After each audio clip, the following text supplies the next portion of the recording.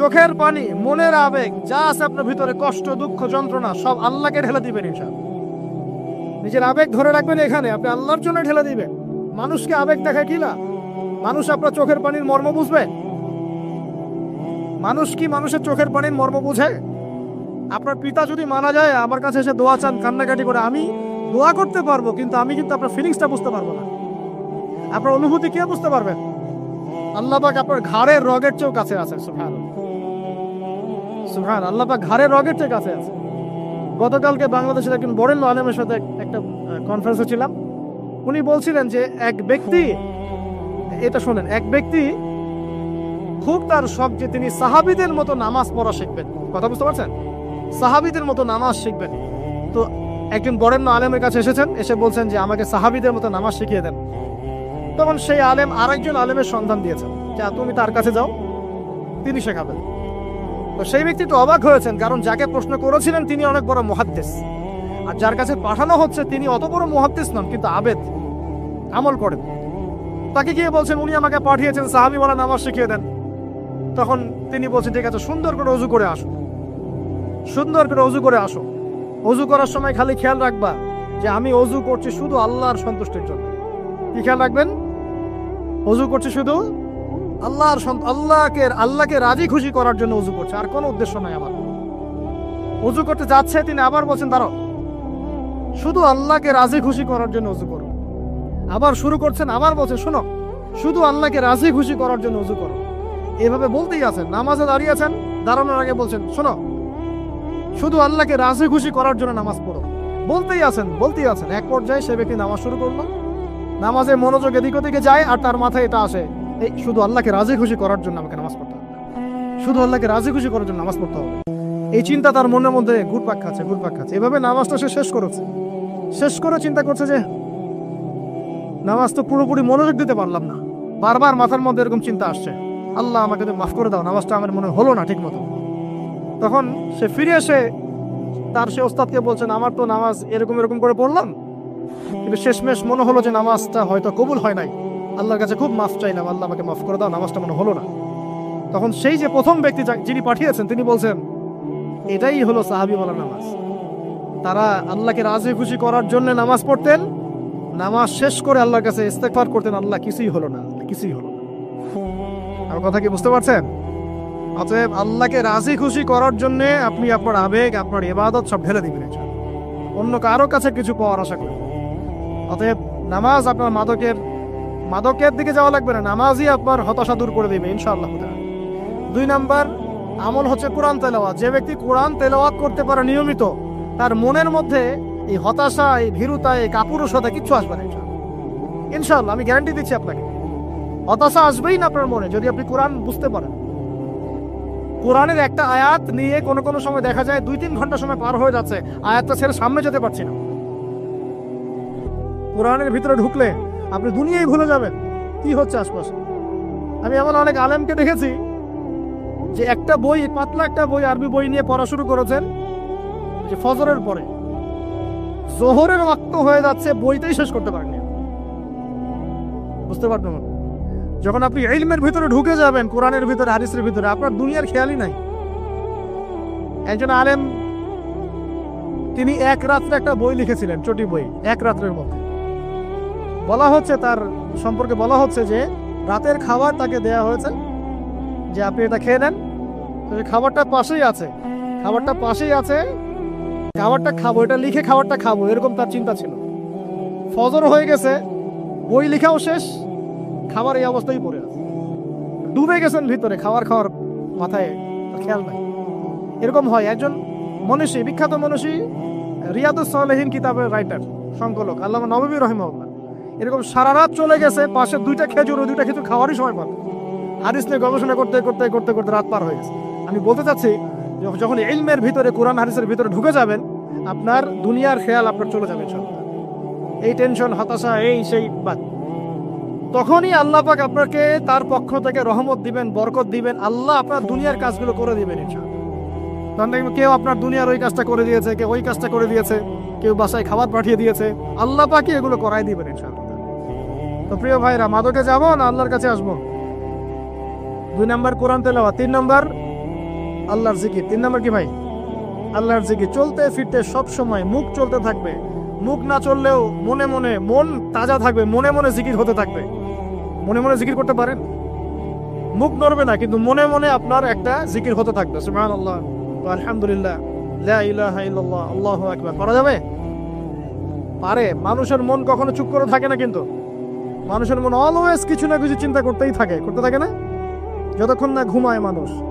তো প্রিয় ভাইরা, বেশি বেশি জিকির করবো, সুবহানাল্লাহ আলহামদুলিল্লাহ লা ইলাহা ইল্লাল্লাহ আল্লাহু আকবার লা হাওলা ওয়ালা কুওয়াতা ইল্লা বিল্লাহ, এগুলো চলতে থাকবে। আল্লাহ পাক তৌফিক দান করুন, আমিন। আমরা আমাদের সমাজে যুবকদেরকে এরকম টিকটকে দেখছি, অনলাইনে আসক্ত দেখছি, জেনায় আসক্ত দেখছি, পর্নোগ্রাফিতে আসক্ত দেখছি, আমরা দেখছি আমাদের যুব সমাজকে মাদকে আসক্ত, কিশোর গ্যাংয়ে আসক্ত। এইগুলো কি আমাদের কাম্য ছিল ভাই? আমাদের কাম্য ছিল? এই অবস্থায় কি যুব সমাজ আল্লাহ পাকের দিনের পতাকা হাতে নিয়ে আল্লাহর জমিনে দিন কায়েম করতে পারবে কিনা, একটু আমাকে উত্তর দেন দেখি। এখন এই অবস্থায় পারবে? অতএব অবস্থার উন্নতি করতে হবে কিনা? উন্নতির জন্য রাজি আছে কিনা ইনশাআল্লাহ? আমরা চাই কি আল্লাহ পাকের দিনটা আল্লাহর জমিনে প্রতিষ্ঠা লাভ করুক, আল্লাহর দিন সবার ঘরে ঘরে পৌঁছে যাক, আল্লাহ পাকের দিনের যে সৌন্দর্য সবাই সেটাই, এই সৌরভটা সবাই পাক। আমরা চাই কিনা সমাজে শান্তি প্রতিষ্ঠা হোক, আবার সেই রাসূলের মতো যুগ চলে আসুক? আমরা চাই কিনা? অতএব আমাদের সবাইকে যৌবনের এই প্রলোভনগুলো থেকে বেরিয়ে এসে আল্লাহ পাকের ইবাদতে আত্মনিয়োগ করতে হবে। আল্লাহ পাক আমাদের সবাইকে তৌফিক দান করুন, বলি আমিন।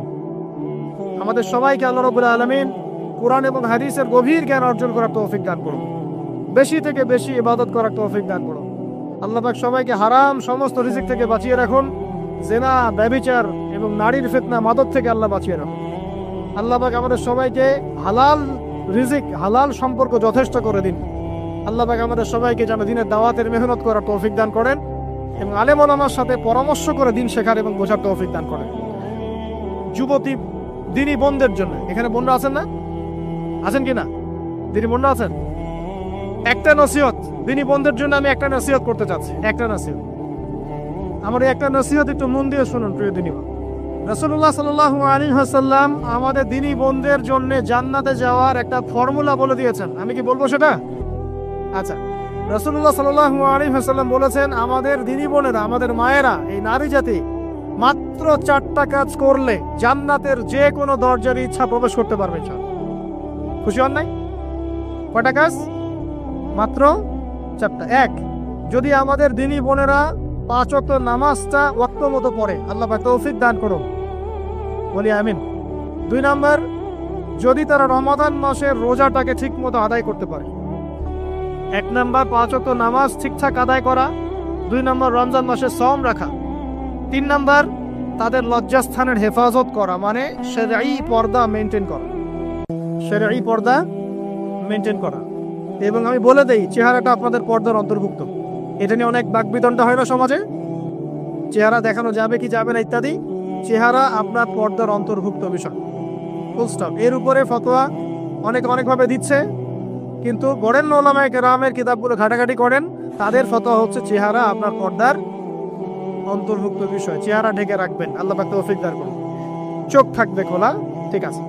4 নাম্বার, স্বামীর আনুগত্য করতে হবে। স্বামীর আনুগত্য, এই যে আনুগত্য শব্দ শুনলেই মানুষের একটা মানে নেগেটিভ ধারণা তৈরি হতে পারে। স্বামীর আনুগত্য মানে কি আমি তার দাসত্ব করব? আনুগত্য মানে, প্রিয় দিনী বোন, আনুগত্য মানে দাসত্ব নয়। আনুগত্য মানে কোরআন সুন্নাহর যে বিধানগুলো আপনার স্বামী আপনাকে পালন করতে বলবে, আপনি সেগুলো করবেন, আপনি করতে বাধ্য। কিন্তু স্বামী যদি কোরআন সুন্নাহর বাইরে কিছু করতে বলে, সেটা মানতে আপনি বাধ্য নন। স্বামী যদি আপনাকে বলে যে সুদ খাও, এই সুদি এনজিওতে আসো, নাম দেখাও। স্বামী যদি আপনাকে বলে যে আসো বেপরদায় বাইরে যাই, সাজুগুজু করে বের হও, চলো ঘুরে আসে বেপরদায়। স্বামী যদি বলে দেবরকে একটু খাবারটা দিয়ে আসো, আমার অফিসের কলিগ আসছে, খাবার পরিবেশন করো, আসো ডাইনিংয়ে আসো, এই যে হারাম কাজ, বেপরদার আদেশ করছে, সুদের আদেশ করছে, আপনি সেগুলো পালন করবেন না। কিন্তু হালাল বৈধ যে কোনো বিষয় আপনি স্বামীর আনুগত্য করবেন, এটা আপনার উপর ফরজ। এই 4টা কাজ যদি আপনি করতে পারেন, জান্নাতের যে কোনো দরজারই ইচ্ছা আপনি প্রবেশ করতে পারবেন ইনশাআল্লাহ। আল্লাহ পাক আমাদের দিনী বোনদেরকে এই 4টা কাজ করার তৌফিক দান করুন। আমাদের সবাইকে আল্লাহ পাক জান্নাতের জন্য কবুল করুন, বলি আমিন। আরেকটা বিষয় বলতে চাচ্ছিলাম, সেটা হলো ওই যে প্রথমে বলেছি যে সূরা ইউসুফের সেই সমাধানটা বলবো কি না? আচ্ছা, সূরা ইউসুফটা ইনশাআল্লাহ আমি আরেকদিন পুরো সূরাটা সংক্ষিপ্ত করে আলোচনা করব ইনশাআল্লাহ, যদি একটা লেকচারে সম্ভব হবে বলে মনে হচ্ছে না আমার কাছে, 2টা বা 3টা লেকচারে নিয়ে আসবো ইনশাআল্লাহ। তবে আজকে একটা চিজ খালি বলছি, ইউসুফ আলাইহিস সালামের জীবনটা খুবই ট্র্যাজেডিপূর্ণ। নবীর পরিবার থেকে ভাইদের শত্রুতায় ওই যে কূপে চলে গেলেন, কূপ থেকে চলে আসলেন মিশরের বাজারে, সেখান থেকে বিক্রি করে দেওয়া হলো তাকে, রাজা তাকে কিনে নিলেন, তারপরে সেখানে তিনি বড় হতে লাগলেন রাজপ্রাসাদে। তারপরে ওই যে রাজার কি স্ত্রী তাকে জেনার জন্য আহ্বান করেছিল, সেখান থেকে তিনি জেলখানায় চলে গেলেন, আবার জেলখানা থেকে আবার মিশরের খাদ্য মন্ত্রণালয়ের দায়িত্ব পেলেন, তারপরে তিনি মিশরের শাসকের দায়িত্ব পেয়ে গেছেন, তাই তো? আচ্ছা, এর মধ্যে একটা জায়গা খালি বলবো আজকে আপনাদের। টপিকটা কি দিবা তোমরা? টপিকটা হচ্ছে চলমান বৈশ্বিক অর্থনৈতিক সংকটে ইউসুফ আলাইহিস সালামের সমাধান। মনে থাকবে? চলমান এই বৈশ্বিক অর্থনৈতিক সংকটে ইউসুফ আলাইহিস সালামের সমাধান কি ছিল? ইউসুফ আলাইহিস সালাম জেলখানায়, কোথায় বলেন তো? জেলখানায়। তখন দুজন ব্যক্তি তাকে বলছে, ইউসুফ, আমরা দুজন দুটো স্বপ্ন দেখেছি, তুমি কি স্বপ্নের ব্যাখ্যা দিতে পারবে? আমরা তোমাকে সত্যবাদী বলে মনে করি। ইউসুফ আলাইহিস সালাম বলছেন, খাবার আসার আগেই তোমাদেরকে স্বপ্নের ব্যাখ্যা দিয়ে দেব। একজন বলছে, আমি দেখলাম আমার মাথায় রুটি রাখা আছে আর পাখি এসে রুটির থেকে খেয়ে ফেলছে। আমার কথা বুঝতে পারছেন কিনা ভাই? আচ্ছা, 2 নাম্বার, দ্বিতীয় ব্যক্তি বলছে, আমি দেখলাম আমি শরাব পান করাচ্ছি আমার মনিবকে। কথা বুঝতে পারছেন? এখন ইউসুফ আলাইহিস সালাম বলছেন, তুমি যে শরাব পান করাচ্ছ মনিবকে, তোমাকে অতি সত্বর মুক্তি দেওয়া হবে ইনশাআল্লাহ। আর যার মাথার উপর থেকে রুটি খেয়ে নেওয়া হচ্ছে তাকে শুলদণ্ড দেওয়া হবে, মৃত্যুদণ্ড দেওয়া হবে। কি বললেন? একজনকে দেওয়া হবে মৃত্যুদণ্ড, একজন কি হবে? ছাড়া পাবে। আর যাকে মনে হলো যে ছাড়া পাবে, ইউসুফ আলাইহিস সালাম বললেন, তুমি যখন ছাড়া পাবে তোমার মনিবের কাছে, মালিকের কাছে আমার কথা বলো, আমার কথা আলোচনা করো। কিন্তু শয়তান তাকে ভুলিয়ে দিল, সে আর কথা বলতে পারল। আরো কয়েক বছর চলে গেল, ইউসুফ আলাইহিস সালাম তখনও জেলেই আছে। একদিন এই রাজা স্বপ্ন দেখলেন। কি স্বপ্ন দেখলেন? যে 7টা পাতলা পাতলা গাভী, মোটা মোটা 7টা গাভীকে খেয়ে ফেলছে। 7টা কি গাভী? জীর্ণ শীর্ণ গাভী, 7টা মোটা তাজা গাভীকে খেয়ে ফেলছে। আর দেখলেন 7টা সবুজ শীষ। শীষ বোঝেন কিনা? এই ধানের শীষ না, আবার সবুজ শীষ। আর দেখছেন শীষ মরে গেলে যেমন দেখায় না একটা রং, এরকম শীষ। এখন রাজা খুব চিন্তিত হয়ে পড়লেন যে আসলে এই স্বপ্নের কি ব্যাখ্যা। তিনি সবাইকে ডেকে বললেন, স্বপ্নের ব্যাখ্যা কি তোমরা জানো? তখন রাজ্য পরিষদের এই যে এমপি মন্ত্রী যারা আছে তারা বলছেন, না, এটা কি স্বপ্ন, আর আহলাম, এটা একটা বাজে স্বপ্ন, উদ্ভট স্বপ্ন, আমরা এটার মানে জানি না। আমরা হলো তাই তো বলতাম নাকি ভাই? কিন্তু ওই ব্যক্তি স্মরণ হয়ে গেল যে ছাড়া পেয়েছে, আরে ইউসুফ তো স্বপ্নের ব্যাখ্যা দিতে পারে। দৌড়ে গেলেন তিনি জেলখানায়। ইউসুফ আইয়ুহা সিদ্দিক, হে সত্যবাদী নবী ইউসুফ, আমাকে কি এই স্বপ্নের ব্যাখ্যা বলতে পারবেন? 7টা জীর্ণ শীর্ণ গাভী 7টা মোটা তাজা গাভীকে খেয়ে ফেলছে। ইউসুফ আলাইহিস সালাম এই স্বপ্ন শুনে বললেন, ইউসুফ আলাইহিস সালাম শুধু স্বপ্নের ব্যাখ্যাই দিলেন না, বরং এই স্বপ্ন যে সত্য এটা তিনি বিশ্বাসও করলেন। এই স্বপ্ন একটা সমস্যাকে নির্দেশ করছে এটাও বুঝে ফেললেন। এই সমস্যার সমাধানও তিনি দিয়ে দিলেন। বলেন সুবহানাল্লাহ। আমার কথা বলছেন, ইউসুফ আলাইহিস সালাম স্বপ্নের ব্যাখ্যা দিচ্ছেন না, বরং স্বপ্নটা যে সত্য তিনি মেনে নিচ্ছেন এবং এই স্বপ্নের ফলে একটা সামনে খারাপ সময় আসতে যাচ্ছে এটা তিনি বিশ্বাস করছেন এবং এর সমাধান তিনি জাতিকে দিচ্ছেন। ইউসুফ আলাইহিস সালাম বলছেন, তোমাদের সামনে 7 বছর দুর্ভিক্ষ হবে। কি হবে বলেন? 7 বছর। সারা বিশ্বের অর্থনৈতিক প্রেক্ষাপট একটু বিবেচনা করেন তো, যে আমরা একটা খারাপ সময় দিকে যাচ্ছি না আস্তে আস্তে, এবং নীরব একটা দুর্ভিক্ষ সারা ওয়ার্ল্ডে চলছে না? করোনার সময় ছিল, ওই সময় একটা সমস্যা ছিল, ইউক্রেন রাশিয়ার ইস্যু ছিল, আরো অনেক ইস্যু আছে, শুধু এগুলো ইস্যু নয়, অপচয় ইস্যু আছে, দুর্নীতি ইস্যু আছে, জুলুম আছে, তারপরে যে পারমাণবিক এই ক্ষেত্রগুলো আছে, বড় বড় পরাশক্তিদের চাপ আছে, অনেক ব্যাপার আছে, রিজার্ভ কমে যাওয়া, অনেক বিষয় আছে। সারা বিশ্ব একটা অর্থনৈতিক মন্দা দেখছে কিনা? ইউসুফ আলাইহিস সালাম বললেন, 7 বছর তোমাদের এখানে প্রচুর ফসল ফলবে। এটা 7টা সবুজ শীষ, প্রচুর ফসল ফলবে তোমাদের এই অঞ্চলের মধ্যে। তোমরা একটা কাজ করো, তোমরা ওই 7 বছরের ফসলের যতটুকু অংশ তোমাদের না খেলে নয়, অতটুকু দিয়ে তোমরা তোমাদের জনগণের চাহিদা পূরণ করো, আর বেশি অংশটাকে রিজার্ভ করে রেখে দিও। আমার কথা বুঝতে পারছেন? ইউসুফ আলাইহিস সালাম বলছেন না যে স্বপ্নটা সত্য, তিনি সমাধান দিচ্ছেন উল্টা। এটা তো হবে সামনে, স্বপ্ন সত্য মিথ্যা তো দূরের কথা, এটা সামনে হতে যাচ্ছে। 7 বছর তোমরা প্রচুর ফসল ফলাবে, এই ফসলের একটা বড় অংশ রিজার্ভ করে রেখে দিও, আর বাকি অংশটা দিয়ে তোমরা জনগণের চাহিদা পূরণ করো। মানে অপচয় করা যাবে না, যাবে কোনো সম্পদ অপচয় করা যাবে না। এরপর তোমাদের সামনে আসবে 7টা বছর দুর্ভিক্ষের বছর, আকাশ বৃষ্টি বন্ধ করে দিবে। আকাশ কি করবে? বৃষ্টি বন্ধ করে দেবে। তার মানে ওই 7 বছর আমরা কিভাবে চলবো তাহলে? এই যে রিজার্ভ করেছি, এই রিজার্ভ বা সঞ্চিত সম্পদ দিয়ে আমরা 7 বছর চলবো। এরপরে আল্লাহ রাব্বুল আলামিন 8ম বছরে আকাশ থেকে বৃষ্টি বর্ষণ করবেন, আবার ফসল ফলবে ইনশাআল্লাহ। কথা কি বুঝতে পারছেন? এই ব্যাখ্যা অন্যরা দিতে পারলো না, ইউসুফ আলাইহিস সালাম দিতে পারলেন। এই ব্যক্তি দৌড়ে গিয়ে রাজাকে বলল, এই হলো স্বপ্নের ব্যাখ্যা। রাজা ইউসুফ এই স্বপ্নের ব্যাখ্যা দিয়েছেন। রাজা কত বিচক্ষণ ছিলেন, রাজা সত্য মিথ্যা চিনতেন। তিনি বুঝতেন যে আসলেই সত্য কাকে বলে, মিথ্যা কাকে বলে। এই আমার এমপি মন্ত্রীরা শোনো, তোমরা কেউ সমাধান দিতে পারো নাই, ইউসুফ সমাধান দিয়েছে। ইউসুফকে আমার কাছে নিয়ে আসো, আমি তাকে আমার কাছে নিকটে আসন দিব বলেন সুবহানাল্লাহ। এবার ইউসুফ আলাইহিস সালামকে ডেকে তিনি সম্মানিত করলেন, সম্মানিত করে বললেন যে কোন দায়িত্ব দিলে তুমি আমাদের এই রাজ্যটাকে বাঁচাতে পারবে এই দুর্ভিক্ষের হাত থেকে। ইউসুফ আলাইহিস সালাম নিজে বলছেন, আমি হচ্ছে বিশ্বস্ত মানুষ, আমি হচ্ছে রাজুলুন আমিন, আমি বিশ্বস্ত এবং আমি আস্থাভাজন। আমাকে আপনি খাদ্য মন্ত্রণালয়ের দায়িত্ব দেন, ইনশাআল্লাহ আমি এই প্রবলেমগুলো সলভ করবো ইনশাআল্লাহ। এরপর তাকে দায়িত্ব দেওয়া হলো খাদ্য মন্ত্রণালয়ের। 7 বছর তিনি এরকম পলিসি গ্রহণ করলেন। মিশরের লক্ষ লক্ষ মানুষ পরবর্তী 7 বছরের দুর্ভিক্ষ থেকে বেঁচে গেল। কোরআন তো মূল্যায়ন করি না আমরা, আর কোরআনের কথা যারা বলে ওদেরকেও মূল্যায়ন করি না। এই জন্য আমরা বলছি বর্তমান চলমান অর্থনৈতিক সংকটের সবচেয়ে বড় বড় সমাধান হচ্ছে এক, ভাই জনগণ হই আর সরকার হই, কোনো সম্পদ অপচয় করা যাবে না। আমরা সম্পদ অপচয় করি না?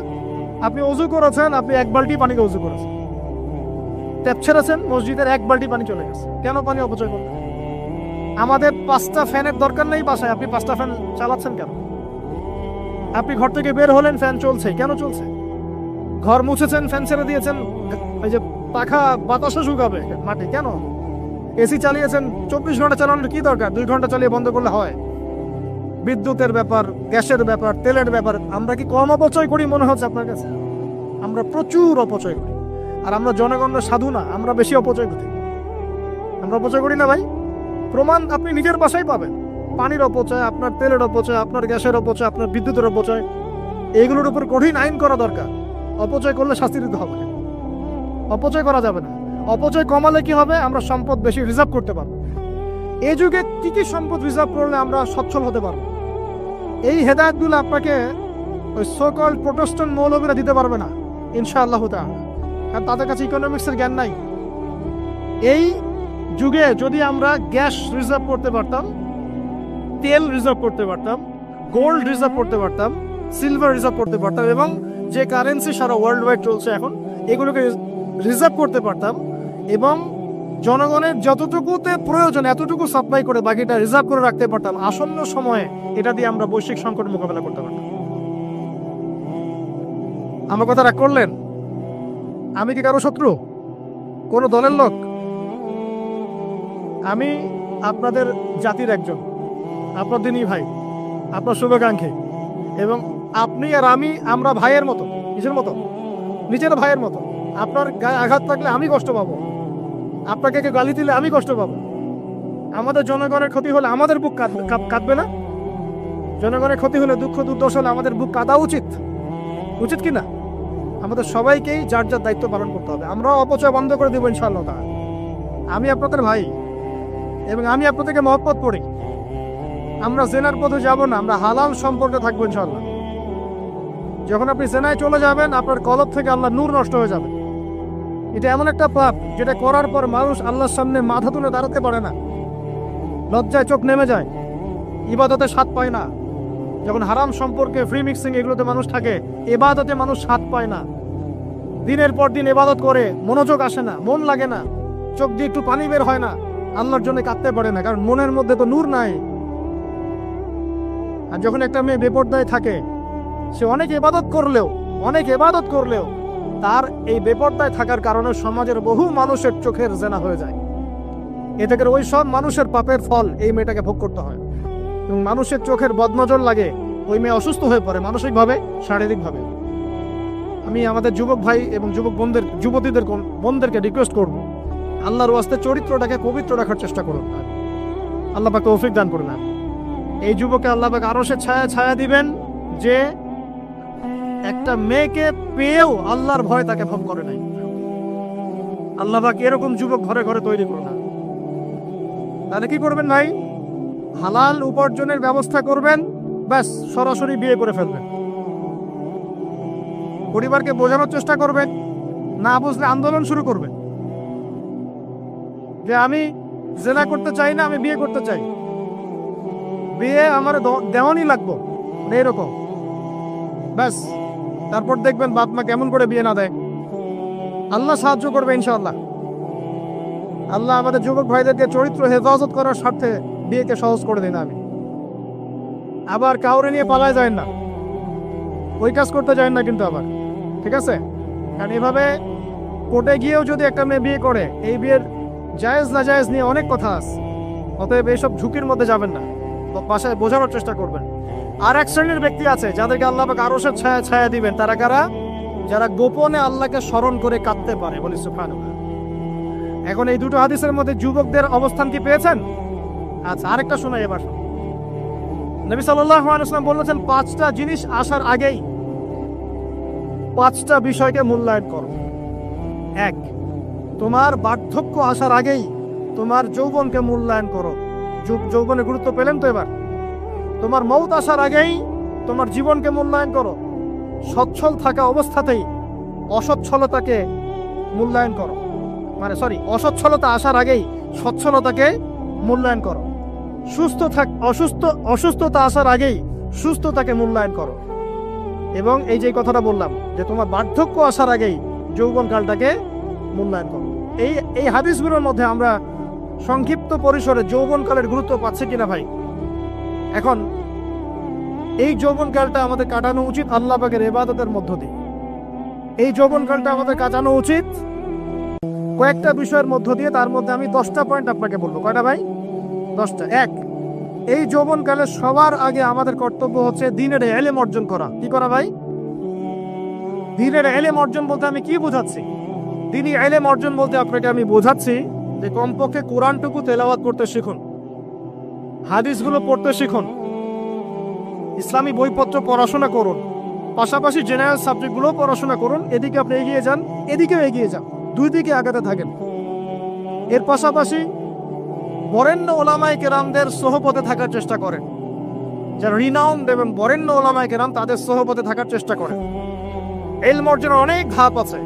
শুরু করেন কোরআন তেলাওয়াত দিয়ে, তারপরে আস্তে আস্তে হাদিসে যান, কোরআনের তাফসীরে যান, ইতিহাস পড়েন, ইসলামের ইতিহাস পড়েন, ইসলামিক অর্থনীতি পড়েন, রাসূলের জীবনী সিরাত পড়ে দেখেন, ইসলামিক ফিকহের বইগুলো পড়ে দেখেন। আস্তে আস্তে গ্র্যাজুয়ালি আপনি সামনে যাবেন। এই সিলেবাসটা আপনি কোত্থেকে পাবেন?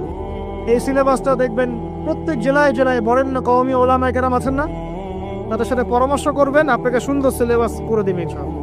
এইভাবে আপনি পড়াশোনা করবেন এবং ওস্তাদের সাথে থেকে পড়াশোনা করবেন। একা একা সবকিছু করা যায়? একা একা সবকিছু করা যায় না। একটা সিলসিলা লাগে, একটা ওস্তাদের সোহবত লাগে, নাকি? একা একা কি কোরআন সুন্নাহ সব বুঝে ফেলতে পারবেন আপনি? তাই মনে হয়? কখনোই না। অতএব বরেণ্য আলেমদের সোহবত লাগবে, আবার আপনার চেষ্টাও লাগবে। আল্লাহ পাক তৌফিক দান করুন। এই যৌবনকালের প্রথম কাজ কি ভাই? ইলম অর্জন করা। 2 নম্বর, এই যৌবনকালে আমরা যে পরিমাণ ফিজিক্যালি ফিট থাকি, শরীরে শক্তি থাকে, উদ্যম থাকে, আমাদের বয়সটা 40-50 হয়ে গেলে সেটা থাকবে না। থাকবে? অতএব এই যৌবনকালে বেশি বেশি ইবাদত করতে থাকেন। আল্লাহ পাক তৌফিক দান করুন। এই যৌবনকালে 5 ওয়াক্ত নামাজ তো পড়বেনই, এর পাশাপাশি নফল নামাজগুলো পড়ার চেষ্টা করবেন।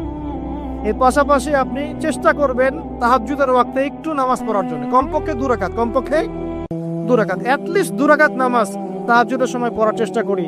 আল্লাহ আমাকে তৌফিক দেখ, আপনাদের সবাইকে তৌফিক দান করুন। ওই সময় আপনি যে দোয়াই করবেন আল্লাহর কাছে কবুল হবে ইনশাআল্লাহ। যে দোয়াই করবেন আল্লাহ কবুল করবেন ইনশাআল্লাহ, যদি আপনার রিজিকটা কি হয়? হালাল হয়। হারাম রিজিক দিয়ে ইবাদত কবুল হয়? হারাম রিজিকের দোয়া কবুল হয়? কবুল হয় না। 3 নাম্বার, এই যৌবনকালে আমরা রাসূলের সুন্নতের উপর বেশি আমল করব ইনশাআল্লাহ। করা যাবে ইনশাআল্লাহ? আমরা নিয়াত করতে পারি যে ইনশাআল্লাহ চেহারাগুলো পরিবর্তন হবে। চেহারা পরিবর্তন মানে কি? হ্যাঁ, দেখা যাবে না? এখনো গজায় নাই। প্রত্যেক সপ্তাহে আপনাকে নবীর সুন্নতের উপর এরকম করে কুরবানি এবং জবাই করতে কে বলেছে? নবী সাল্লাল্লাহু আলাইহি ওয়াসাল্লামের সুন্নতকে জবাই করাটা কি ভালো কাজ? হ্যাঁ বলেন তো। আমরা তো এমন অনেক নাপিত ভাইদেরকে চিনি যারা এই ধরনের বক্তব্যগুলো শুনে আলহামদুলিল্লাহ জীবন পরিবর্তন করেছেন। তার দোকানে লিখে দিয়েছেন এখানে চুল কাটা হয়, দাড়ি শেভ করা হয় না। খুশি হন নাই? মুসলিমদের কথা বলছি, অমুসলিমদের কি নিয়ে আমাদের চিন্তা নাই তো? চিন্তা আছে। একটা কথা মনে রাখবেন, একটু কথাটা মনের কান দিয়ে শোনেন। দাড়ি হচ্ছে একমাত্র ভিজিবল সুন্নত। দাড়ি হচ্ছে একমাত্র ভিজিবল সুন্নত। ভিজিবল মানে কি? যা দেখা যায়। দাড়ি একমাত্র ভিজিবল সুন্নত, দৃশ্যমান সুন্নত, যেটা নিয়ে আপনি আমি কবরে যাবো ইনশাআল্লাহ। আর কোন সাইন দেখে বোঝার বুদ্ধি নাই এই ব্যক্তি কত বড় মুসলিম, কত বড় সুন্নতের পাবন ছিল। খালি কপালের সেজদার দাগ আর চেহারার দাড়ি বাকি থাকবে। কথা বুঝতে পারছেন ভাই? নিয়াত করা যায় একটু দাড়ি ছেড়ে দিব, নাকি দাড়ি রাখলে চাকরি পাবেন না? দাড়ি রাখলে মেয়ে দিবে না নাকি? তো যে মেয়ে দাড়ি রাখলে বিয়ে করতে চায় না তাকে বিয়ে করারও দরকার নাই। আর দাড়ি রাখলে যে চাকরি আপনাকে ছাড়তে হয় ওই চাকরিও করার দরকার নেই।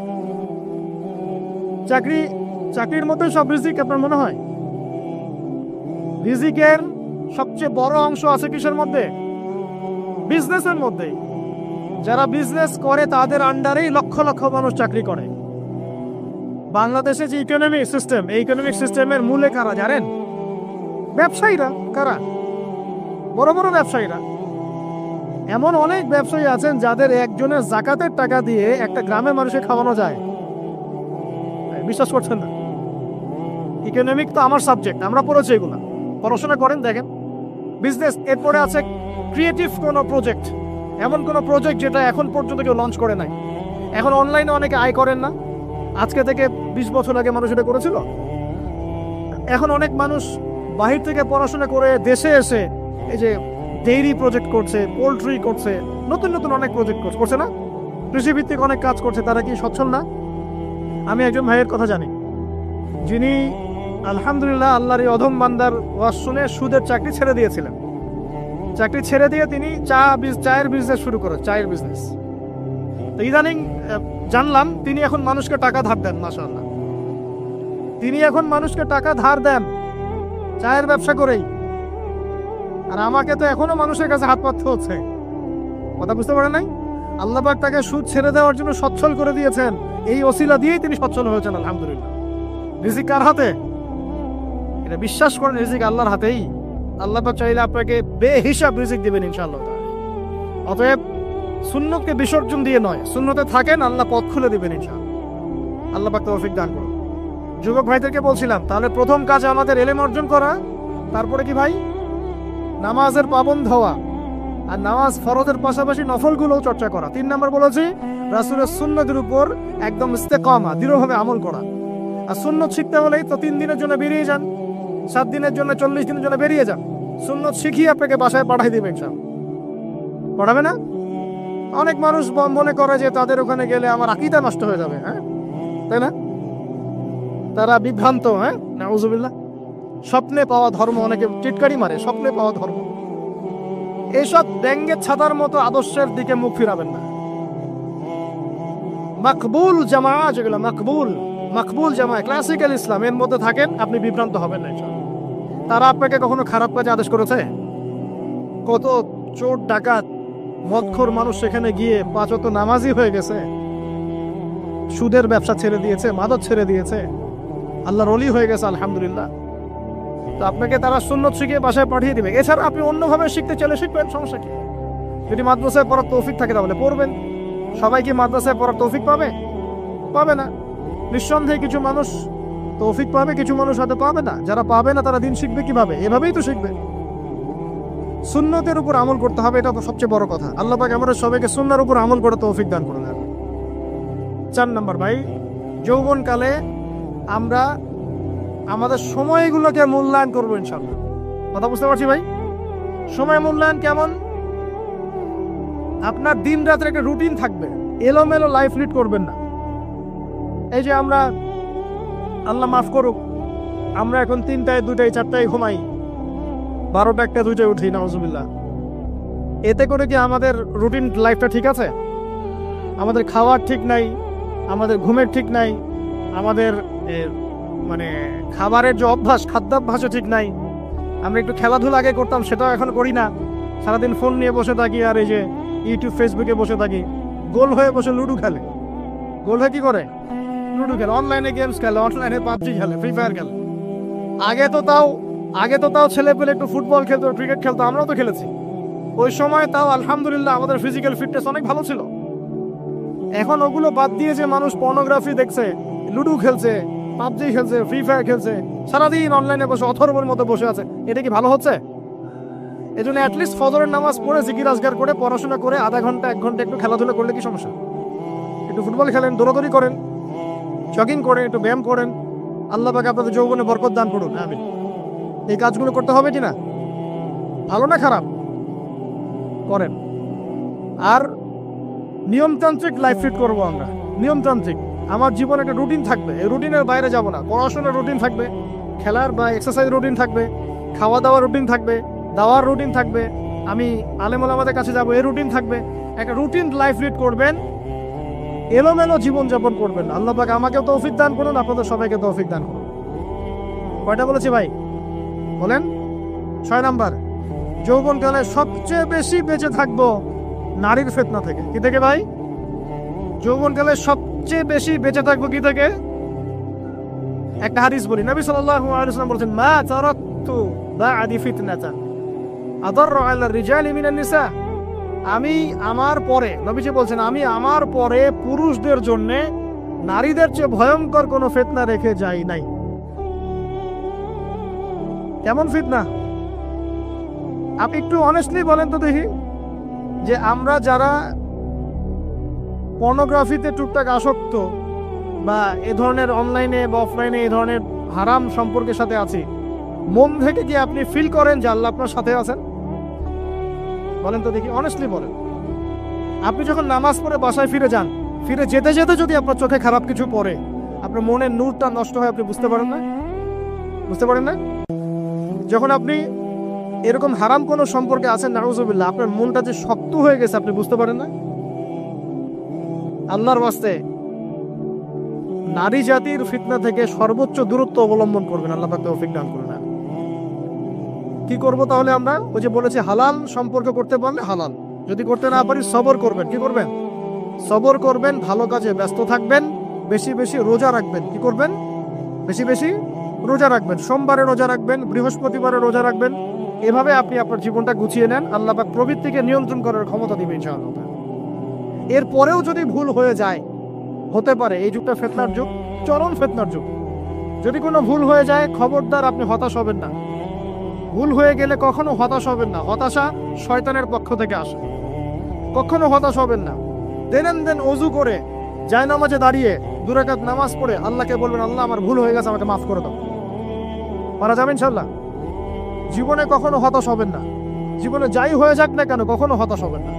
মনে রাখবেন, আল্লাহ আপনার রব, আল্লাহ আপনার সাথে আছেন ইনশাআল্লাহ।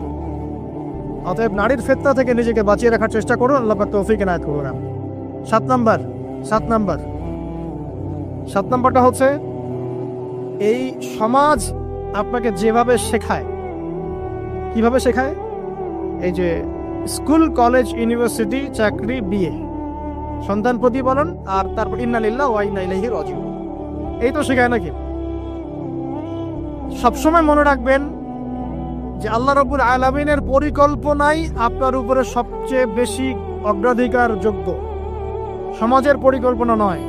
পরিবার আপনাকে চাপ দিচ্ছে, চাকরি পাস না, পড়াশোনা করিস না, হ্যাঁ পড়াশোনায় কেন তুই 80 নম্বর পাইলি না, কেন চান্স পেলি না, কবে চাকরি পাবি, কবে আমাদেরকে দেখবি, খাওয়াবি, পড়াবি, এই যে চাপগুলো চারপাশ থেকে আসে কিনা? এতে করে অনেক যুবক দেখা যায় মাদকাসক্ত হয়, অনেকে দেখা যায় আত্মহত্যা করছে, ইদানিং করছে কিনা ভাই? এই শব্দটা থেকে আমি এই পয়েন্টটা আজকে লিখেছিলাম যে ভুলেও আল্লাহর প্রতি বিশ্বাস এবং তাওয়াক্কুল হারাবেন না। সমাজ যেভাবে শেখায়, সমাজ চারপাশে যে চাপ আপনাকে দিচ্ছে, এই চাপে নিজে গা ভাসিয়ে দিবেন না। আপনি আল্লাহর কাছে দোয়া করবেন, আল্লাহর কাছে পথ চেয়ে নেবেন এবং আল্লাহর প্রতি তাওয়াক্কুল ভরসা করবেন। কখনো আত্মহত্যার পথ বেছে নেবেন। কি হয়েছে? 80 নাম্বার পান নাই তো কি হয়েছে? আপনি চেষ্টা করেছেন কিন্তু চান্স পান নাই তো কি হয়েছে? চেষ্টা তো করেছেন আপনি।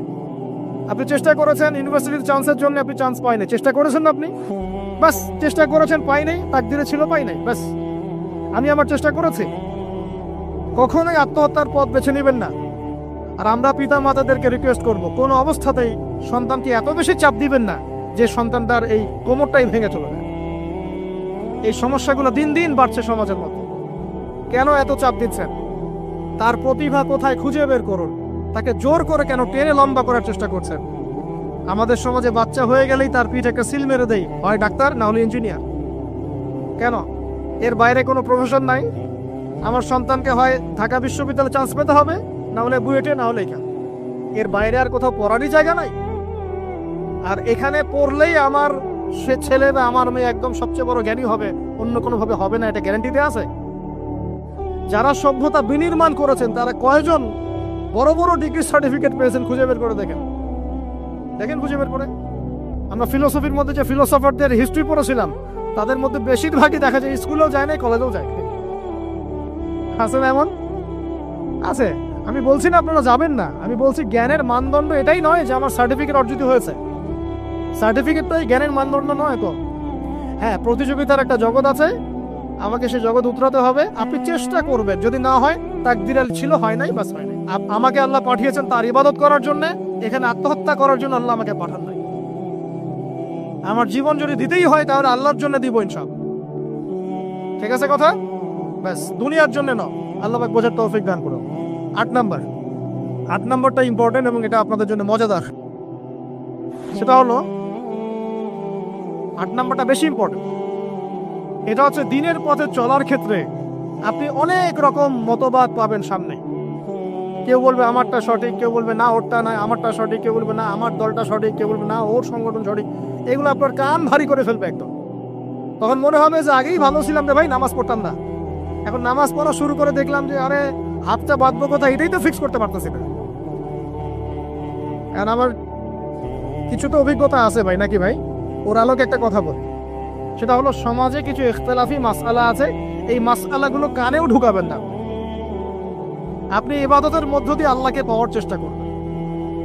এবং চিরায়ত একটা ইসলাম আমরা ফলো করছি না? এই ইসলামের মধ্যে এমন কিছু নাই যেটা আপনাকে জাহান্নামে নিয়ে যাবে, এমন কিছু নাই। হ্যাঁ, প্রত্যেকটা ঘরানার মধ্যে কিছু বিভ্রান্ত মানুষ থাকতে পারে। এমন কিছু মানুষ এমন আমল করছে যে আমলটা হয়তো কোরআন এবং হাদিসে নাই। এটা তার সমস্যা, কোরআন সুন্নাহর সমস্যা নয়। কথা বুঝতে পারছেন? এটা তার সমস্যা, সে এটাকে সেই বেদাতটা করছে, সেই শিরকটা করছে। তার মানে এই নয় যে কোরআন হাদিস আমাকে শিরক শিখিয়েছে, বেদাত শিখিয়েছে। কোরআন এবং হাদিসে যেটা আছে এটা সুন্দর এবং এটা চিরায়ত একটা ক্লাসিক্যাল ইসলাম আমাদের কন্টিনেন্টে আছে, বাংলাদেশেও আছে। এখানে থাকলে আপনি বিভ্রান্ত হবেন না ইনশাআল্লাহ তাআলা। বরেণ্য উলামায়ে কেরামদের কাছে গিয়ে অন্তত একজন হকপন্থী আলেমের সাথে পরামর্শ করে আপনি আমল করার চেষ্টা করবেন। আর যে বিষয়গুলো নিয়ে ইখতিলাফ আছে এগুলো নিয়ে সমাজে মতপার্থক্য সৃষ্টি করে সমাজটাকে বিভক্ত করতে যায় না। আল্লাহর রাস্তায় মসজিদ ভাগ করতে যায় না, সমাজকে ভাগ করতে যায় না। জাতিগত ঐক্যটা রক্ষা করেন, আল্লাহ পাক বোঝার তৌফিক দান করুন। আর যদি মানুষের মধ্যে খারাপ কিছু দেখি, ওই খারাপ কিছু বিষয়টা আমি এড়িয়ে যাবো ইনশাআল্লাহ। কোনটা ভালো কোনটা খারাপ আমি বুঝবো কিভাবে? আমি 10 জন আলেমের সাথে পরামর্শ করবো, ব্যাস। আমি এত বড় আলেম নই, তাহলে আমি 10 জন আলেমের সাথে পরামর্শ করব যে হুজুর এই বিষয়টা চলছে, এটা সম্পর্কে আসলে বিষয়টা কি। একটা ঘরানার দিকে কখনো আপনি সাম্প্রদায়িকভাবে বায়াসড হয়ে যাবেন না। আপনি আপনার চিন্তাটাকে লিবারেল রাখবেন, হকটা যেখানে পাবো সেটা নিব ইনশাআল্লাহ। এমন নয় যে উনি বলেছেন বলেই হক, আর কারোটা নিব না, ওনারটাই নিব, এভাবে চিন্তা করবেন না। হক যেখানে আছে সেখানে যাবেন আপনি ইনশাআল্লাহ। আল্লাহ পাক আমাদেরকে বোঝার তৌফিক দান। আর যে ইখতিলাফগুলো আছে এগুলো নিয়ে সমাজকে বিভক্ত করতে যায় না, মতানৈক্য নিয়েই ঐক্য হবে ইনশাআল্লাহ তাআলা। আল্লাহ পাক আমাদেরকে কথাটা বোঝার তৌফিক দান। আর শেষের দুটো হলো যৌবনকালে আমরা আমাদের পরবর্তী জীবনের প্রস্তুতি গ্রহণ করবো ইনশাআল্লাহ। কারণ বার্ধক্যের জীবনে আপনি কিন্তু এই কাজগুলো এখন করতে পারছেন, সেগুলো পরে পারবেন না। অতএব এই সময়ই আপনি আপনার রিজিকের একটা অংশ সঞ্চয় করার চেষ্টা করুন। কিছু সাস্টেইনেবল অ্যাসেট করার চেষ্টা করুন, যাতে পরবর্তী বয়সে গিয়ে আপনাকে দিনের দিকে কাজ করার জন্য দুনিয়ার ফিতনায় পড়তে না হয়। আল্লাহ পাক আপনাদেরকে হালাল রিজিকের ব্যবস্থা করে দিন, আমি দোয়া করি, আল্লাহুম্মা আমিন। আর সবশেষ যেটা বলতে চাচ্ছিলাম, দেখুন যৌবনকালে আমরা যা করতে পারবো অন্য সময় পারি না, তাই এই যৌবনেই ইলম অর্জন করে আল্লাহ পাকের দ্বীনের এই দাওয়াতের মেহনত আমরা শহরে শহরে, গ্রামে গঞ্জে, জেলায় উপজেলায়, প্রত্যন্ত অঞ্চলে সমস্ত জায়গায় পৌঁছে দিব ইনশাআল্লাহ। যৌবনকালে আমরা বেশি বেশি দাওয়াতি কাজ করার চেষ্টা করবো, আল্লাহ পাক তৌফিক দান করুন। যতটুকু জানেন, আপনি এতটুকু জানেন না যে নামাজ পড়তে হয় 5 ওয়াক্ত, তাহলে নিজে পড়েন, মানুষকে নামাজের দাওয়াত দেন। আপনি এতটুকু জানেন না যে ভাই সুদ খাওয়া হারাম, জানেন কিনা ভাই?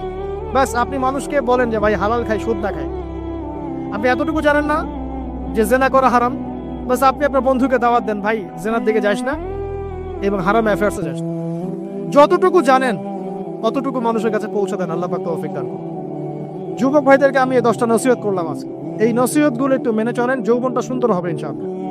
এছাড়া অনেক নসিহত আছে, এগুলো ওই যে বইগুলোর নাম বলে দিয়েছি, আল্লামা তাকি উসমানী হুজুরের যে বইগুলো, এগুলো পড়েন, ইনশাআল্লাহ দেখবেন আরো অনেক হেদায়েত আপনি পাবেন। মোটা দাগে কথা হচ্ছে ইলম অর্জন করতে হবে। রাজি আছে কিনা ভাই? রাজি আছে কিনা বলেন? ইলম অনুযায়ী আমল বাড়িয়ে দিব, রাজি আছে কিনা? হকপন্থী ওলামায়ে কেরামের সাথে পরামর্শ করে চলবো, রাজি আছে কিনা? আমরা যৌবনকালে হালাল রিজিক অন্বেষণের চেষ্টা করবো, রাজি আছে কিনা? যৌবনের সময়কে বিন্যাস করে চলবো, এলোমেলো জীবন যাপন করবো না, রাজি আছে কিনা? নারীদের ফিতনা থেকে বেঁচে থাকার চেষ্টা করবো, রাজি আছে কিনা? আগামী দিনের জন্য, ইসলামকে এগিয়ে নেওয়ার জন্য দাওয়াতের মেহনত করবো, রাজি আছে কিনা? আচ্ছা, এখন আসেন, এগুলো আমাদের করণীয় ছিল, আমাদের যুবকরা এখন করছে কি সেটা শোনেন। আমাদের যুবকরা এখন কিশোর গ্যাং করছে, কিশোর গ্যাং কি করছে? আপনাদের পরিবারের কর্তা যারা আছেন তাদেরকে আমি একটু রিকোয়েস্ট করবো, আপনার সন্তানের দিকে খেয়াল রাখেন। আপনার সন্তানকে যত ছোট মনে করছেন, আপনার সন্তান এখন এত ছোট নয়। কিশোর বয়সে সে এমন পাপও করে ফেলেছে যা আপনি এখনো করেন নাই। কিশোর বয়সে এমন এমন পাপ করা তার শেষ যা আপনি এখনো চিন্তাও করতে পারেন না। অতএব সন্তানকে শুধু গায়ে গতরে বড় করলে হয় না। আমরা যে সন্তানকে মানুষ করার জন্য নিজের ঘাম ছেড়ে দিচ্ছি, মানুষ করার অর্থ হচ্ছে ওর আত্মাটাকে গড়ে তোলা, দেহটাকে গড়ে তোলা নয়, তার আত্মাটাকে গড়ে তোলো। সন্তানটাকে খেয়াল রাখেন। ঢাকা শহরে কিশোর গ্যাংয়ের দৌরত্ব টেকা যাচ্ছে না, রাস্তাঘাটে ছিনতাই করছে, মাদক সেবন করছে, মানুষের সম্পদ মোবাইল দুপ করে কেড়ে নিয়ে দৌড় দিচ্ছে, এক গ্যাং আরেক গ্যাংয়ের সাথে মারামারি করছে। এগুলো শিখছে কোত্থেকে? এগুলো শিখছে আপনার ওই যে অপসংস্কৃতি দেখে দেখে। পশ্চিম থেকে, আমাদের পার্শ্ববর্তী থেকে অনেক অপসংস্কৃতি ঢুকছে ভিতরে, ওটা দেখে দেখে দেখে দেখে শিখছে কি করতে হয় না। দুইটা গ্যাং তৈরি করছে এবং সিনেমাতে যেমন দেখানো হয় সে নিজেকে ওই রকম করে চিন্তা করা শুরু করেছে। এই কনসেপ্টগুলো মানুষ পাচ্ছে কোথায়? নাটক সিনেমা থেকে পাচ্ছে। একটা দল ক্রিয়েট করেছে, সে সেই দলের নেতা হয়েছে, আরেক দল তাকে মারতে আসছে, সে আবার তাকে মারতে যাচ্ছে। এই যে জিনিসগুলো, এগুলো নাটক সিনেমায় দেখানো হচ্ছে না এখন। যুবকরা শিখছে কোত্থেকে এগুলা? বাংলাদেশের মেয়েদেরকে একসময় শেখানো হয়েছে তুমি সুন্দর না, তুমি কি না, তাদের মনে ঢোকান তুমি সুন্দর না, আরো সুন্দর হতে চাও, আরো সুন্দর হতে চাও, এই ক্রিম মাখো, সুন্দর হয়ে যাও। এই একটা কনসেপ্ট ঢুকিয়ে দিছে মাথায়, তুমি সুন্দর না, তোমাকে আরো সুন্দর হতে হবে। আল্লাহ তোমাকে যে সৌন্দর্য দিয়েছেন এটা যথেষ্ট না, অন্যরা আরো অনেক বেশি সুন্দর, তুমি সুন্দর না, এই ক্রিম মাখো, সুন্দর হবে। এই করতে করতে করতে ক্রিমের ব্যবসা শুরু হলো। বাণিজ্য, সবকিছুর পিছনে কি থাকে? বাণিজ্য, আর কিছু না। তারপর শুরু হলো যে পার্লার, অমুক ক্রিম, তমুক ক্রিম, অমুক সোনো, এই সেই, বাস মেয়েরা পাগল হয়ে গেল। বাস নতুন নতুন আমরা আমাদের সংস্কৃতি ধারণ করে যে কাপড় চোপড় গুলো পরি, কিছু মানুষ শেখালো এর চেয়ে এই ফ্যাশনটা ভালো, এটা পরো। বাস ঈদে ঈদে নতুন নতুন ফ্যাশন আসা শুরু করলো। আরে পাঞ্জাবি পায়জামা পরো তো আমাদের বাপদাদাদেরই সুন্নত, বাঙালিদেরই সুন্নত। সব বাদ দিয়ে এখন আমরা কি শুরু করেছি দেখেন তো। এগুলো কিন্তু মিডিয়া দিয়ে আপনাদেরকে ঢোকানো হয়, মিডিয়া থ্রু দিয়ে। আমরা দেখছি এখন যুবকরা, বহু যুবক মাদকাসক্ত হয়ে যাচ্ছেন, হচ্ছেন কিনা? কিসের এত হতাশা ভাই? কি হয়েছে? আপনার গার্লফ্রেন্ড আপনাকে ছেড়ে চলে গেছে? তা গেছে না হয়তো, কি হয়েছে? কি হয়েছে? গার্লফ্রেন্ড ছেড়ে চলে গেছে তো কি হয়েছে? আল্লাহ পাকের জমি নাকি মেয়ের অভাব নাকি? আরে শেষ জামানে একজন ছেলের পিছনে 40টা মেয়ে ঘুরবে। 40টা মেয়ে ঘুরবে না, আসলে সরি ফর দ্য ল্যাঙ্গুয়েজ, 40 জন নারীর দায়িত্ব একটা ছেলেকে নিতে হবে শেষ জামানায়। মানে মা, বোন, ফুপু, খালা, স্ত্রী, এই সব মিলে 40 জন কাঁধে উঠে যাবে। এখন ঘরে ঘরে মেয়েদের সংখ্যা বাড়ছে না? নবীজি বলেছেন শেষ জামানায় মেয়েদের সংখ্যা বাড়বে, ছেলেদের সংখ্যা কমবে। কমছে কিনা ছেলেদের সংখ্যা? এখন হয়তো এভারেজ 100, 104, পরে দেখবেন আরো বেড়ে গেছে। শুধু আমেরিকার হিস্ট্রি ঘেটে দেখেন, ওখানে ছেলে মেয়ের অনুপাতটা কেমন, কমছে সব জায়গাতে, আরো সামনে কমবে। তো একজন গার্লফ্রেন্ড আপনাকে ছেলে চলে গেছে, বাস জীবনটা উৎসর্গ করে দিতে হবে তার জন্য? এখন কি ফেন্সিডিল, গাঁজা, ইয়াবা এগুলো সেবন করতে হবে? আপনাকে কে সৃষ্টি করেছেন ভাই? কি উদ্দেশ্যে? প্রথমে কি একটা বলেছে, কি উদ্দেশ্যে? আমাকে আল্লাহ পাঠিয়েছেন দুনিয়াতে নামাজ পড়তে, রোজা রাখতে, দিনের প্রচার করতে, দিনের জ্ঞান অর্জন করতে, এই তো। তা আমি একজন মেয়ের জন্য জীবন নষ্ট করে দিব কেন? আমি তাহলে আল্লাহর কাছে কি মুখ দেখাবো আর নবীর কাছে কি মুখ দেখাবো? ওখানে গিয়ে বলবো আল্লাহ আমি আমার অমুক প্রেমিকার জন্য আশায় হয়ে একদম জীবন দিয়ে দিয়েছি, আত্মহত্যা করেছে? গেছে ভাই, যাইতে দেন। যে ব্যক্তি আপনার অবস্থানকে মূল্যায়ন করে নাই, সে আপনার যোগ্য ছিল না। এখন আপনি কি করবেন? নিজের অবস্থান উন্নত করেন, আপনার পিছনে লাইন ধরে ঘুরবে ইনশাআল্লাহ। এটাই বাস্তবতা। দুনিয়া খুব খারাপ জিনিস। মানুষ মানুষের অবস্থানকে মূল্যায়ন করে, মানুষ মানুষের অবস্থানকে মূল্যায়ন করে, কিন্তু আল্লাহ রাব্বুল আলামিন আপনাকে সর্বাবস্থায় ভালোবাসেন। আলহামদুলিল্লাহ। এই যে আমরা এখন অনেক পাপ করছি না, আল্লাহ কি আমাদেরকে আযাব দিয়ে ধ্বংস করে দিয়েছেন? আল্লাহ পাক এখনো আমাদেরকে ভালোবাসেন, রহম করেন, অপেক্ষায়। আল্লাহ পাক অপেক্ষা করছেন কখন তওবা করবে, আমি তওবা কবুল করব। এই কখন আমার বান্দা খেলে একবার বলে আস্তাগফিরুল্লাহ, আল্লাহ পাক সাথে সাথে মাফ করে দিবেন। আর সেই আল্লাহকে ভুলে আপনি কার পিছনে ছুটছেন? আমরা কিন্তু নিয়াত করতে পারি ভাই যে আমরা যারা ওয়াজ শুনলাম জীবনে কোনোদিন সিগারেটে হাত দিব না ইনশাআল্লাহ। রাজি আছি ভাই? অন্য বড় বড় জিনিস তো বহুত দূরের কথা। আচ্ছা, অনেকে রাজি হয় নাই কেন? আপনারা কি অলরেডি আসক্ত? আমি অনেক ভাইকে দেখেছি মাশাআল্লাহ ইফতার খুলেই একদম বেনসন টানা শুরু করে। হ্যাঁ, এটা যে হারাম আপনাদের কেউ ওয়াজ করে শোনায় নাই? এটাকে কি মনে করেন আপনারা, হারাম না হালাল? কেউ বলেছে মাকরু, নাকি মাকরু ফতোয়া দিয়েছে? মাকরুহ শব্দের অর্থ জানেন আপনি? মাকরুহ শব্দের অর্থ কি একটু শোনেন। সূরা বনী ইসরাইল খুলবেন। কোন সূরা? সূরা বনী ইসরাইল। আল্লাহ পাক বলছেন আমি বনু ইসরাইলকে এই কাজগুলো করতে নিষেধ করেছিলাম। কোন কোন কাজ? জিনা করো না, জিনার ধার কাছে যেও না, এতিমের মাল আত্মসাৎ করো না, শিরক করো না, ইত্যাদি। যারা আলেম আছেন তারা আমার কথা বুঝবেন। এই কাজগুলোর পরে আল্লাহ পাক বলছেন যে এই প্রত্যেকটা কাজ আল্লাহর কাছে মাকরুহ, অপছন্দের। কিসের? অপছন্দ। আর এটাকে আপনি সহজ মনে করছেন? নিয়াত করি আল্লাহ পাকের সন্তুষ্টির জন্য আমরা কোনোদিনও মাদকের সাথে সম্পৃক্ত হব না ইনশাআল্লাহ। আর বিশ্বাস করেন, শুধুমাত্র মাদকদ্রব্য নিয়ন্ত্রণ অধিদপ্তর এই আইন কানুন এগুলো দিয়ে, জরিমানা দিয়ে মানুষকে মাদক ছাড়ানো যাচ্ছে না, যাবে না।